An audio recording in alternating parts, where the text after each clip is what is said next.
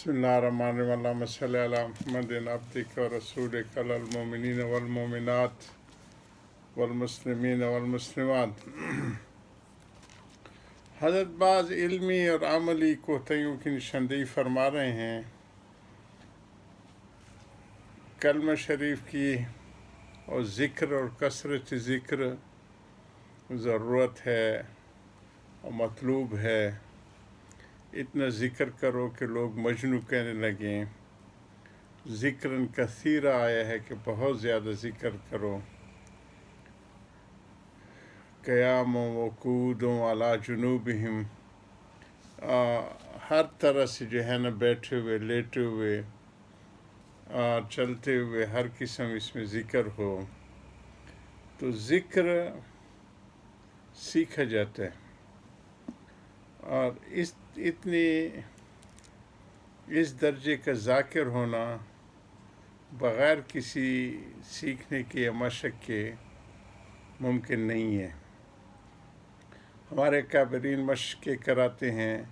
जिस तरह हुफ़ाज़ को एक एक लफ्ज़ पढ़ाते हैं, फिर वो कई दफ़ा दोहराता है, पीछे से शुरू कराते हैं छोटी छोटी सूरतों से।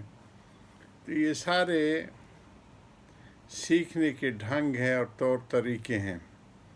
इसी तरह ज़ाकिरीन सारी चीज़ों को कराते हैं। नफ़ी इस्बात की बात चल रही थी कि 10 मरतबे के बाद मोहम्मद रसूलुल्लाह कहा करे, ये भी मकसूद नहीं है। हज़रत वही कह रहे हैं कि जब एक चीज़ रच बस जाती है, मकसूद तो यही है कि पहले तो दिल को खालिस करते हैं नफ़ी इस्बात से कि सारे रज़ाइल और गंद को हम निकाल रहे हैं अपने जिस्म से, दिल और दिमाग से, और इल्लल्लाह से उसका नूर दाखिल कर रहे हैं और मोहब्बत हक़ दाखिल कर रहे हैं उसमें। और फिर 10वीं दफ़ा मोहम्मद रसूलुल्लाह पढ़ के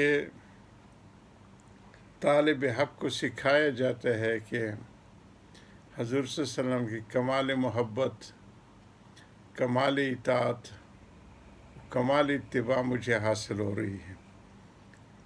तो जब ये इस्तिज़ार हो जाते हैं तो हज़रत फरमाते हैं फिर इसको कोई ज़रूरी नहीं है कि फिर इसी तरतीब को जारी रखे। बस जब याद आए कह लिया करे, ख्वाह 100 दफ़ा के बाद ही सही, यानी मोहम्मद रसूलुल्लाह, और इस्तिज़ार है कि उसकी कमाल मोहब्बत, कमाल इताअत और कमाल इत्तिबा हासिल हो रही है। अल्लाह पाक इनको फिर अता भी फरमा देते हैं, चूँकि इतनी कसरत से ज़िक्र करते हैं। कसरत ज़िक्र हमारे बुज़ुर्गों में बहुत ज़्यादा इसके अहतमाम भी है और यही अल्हम्दुलिल्लाह सूफ़िया अहले हक़ का ख़ासा है।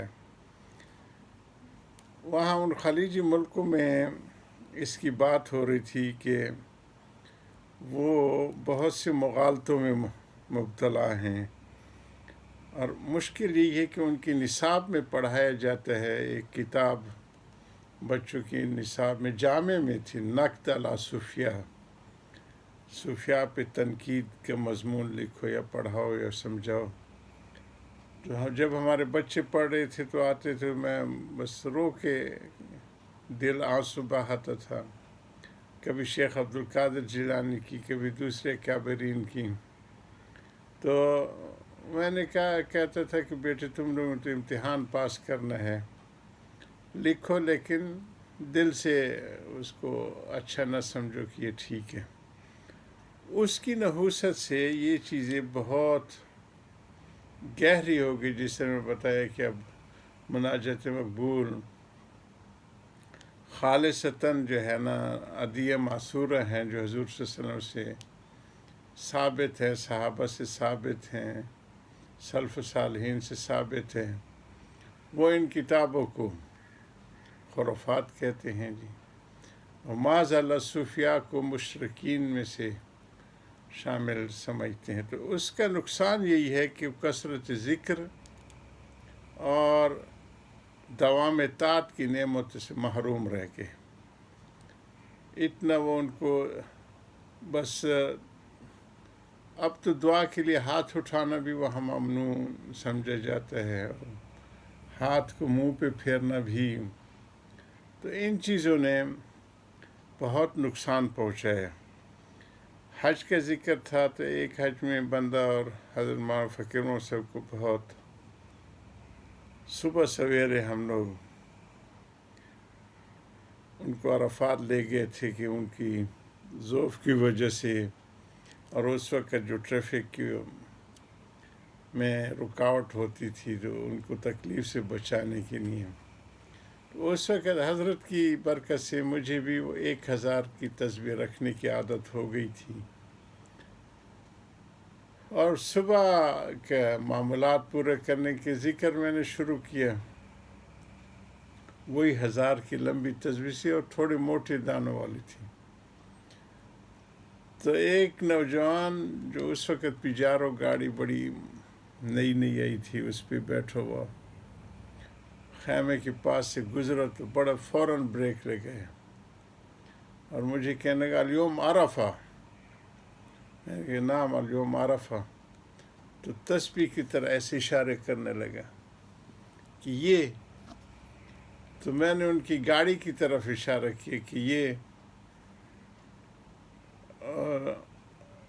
وہ اس کو میں نے پھر پوچھا کہ تم کیا کرتے ہو؟ انہوں نے کہا کہ جامعہ عبدالعزیز جدہ میں پڑھتا ہوں. تو میں نے کہا اس وقت تو جامعات نہ تھے حضور صلی اللہ علیہ وسلم کے زمانے میں، تو یہ جامعہ کیا؟ تو وہ بحث کو متحمل نہیں تھا، وہ چلا گیا. تو میں نے کہا جس طرح کے علم کے حصول کے لیے جامعات کا بنانا ضرورت تھی، ایسے ذکر کو پختہ کرنے کے لیے یہ ضروریات میں شامل ہیں. حضرت کے وکیل بن کے میں رمی کیا کرتا تھا، حضرت کو ایک طرف کو بٹھا دیتا تھا. اس وقت اتنا ازدحام بھی نہیں تھا.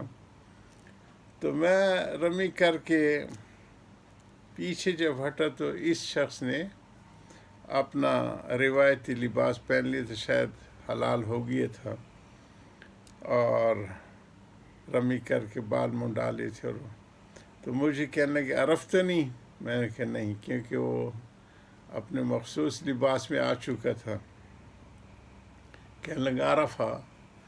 ہاں، میں نے کہا آپ پہچان لیجیے.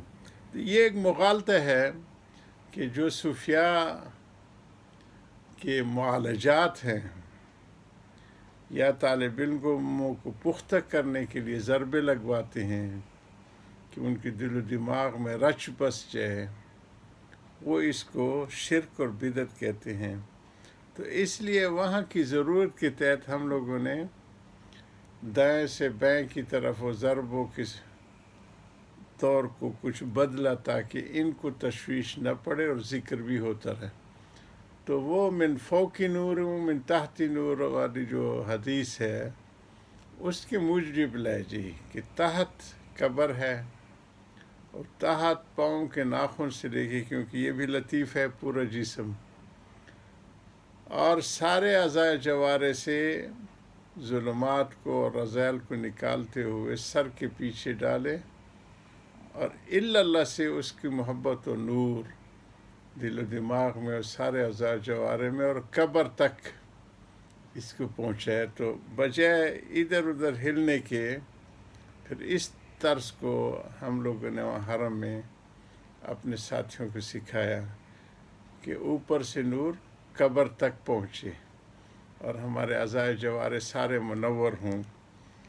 تو یہ وہاں کی جو ناسمجھیوں کی وجہ سے جو اکابرین صوفیاء کے معالجات تھے اور نافع تھے اور ہیں ساری دنیا میں، وہ غلط فہمی سے اس کو کوئی عقائد کا حصہ سمجھتے ہیں کہ یہ ان کا عقیدہ. جس طرح حضرت فرما رہے ہیں کہ اس کی پھر ضرورت نہیں رہتی کہ وہ جب رچ بس جائے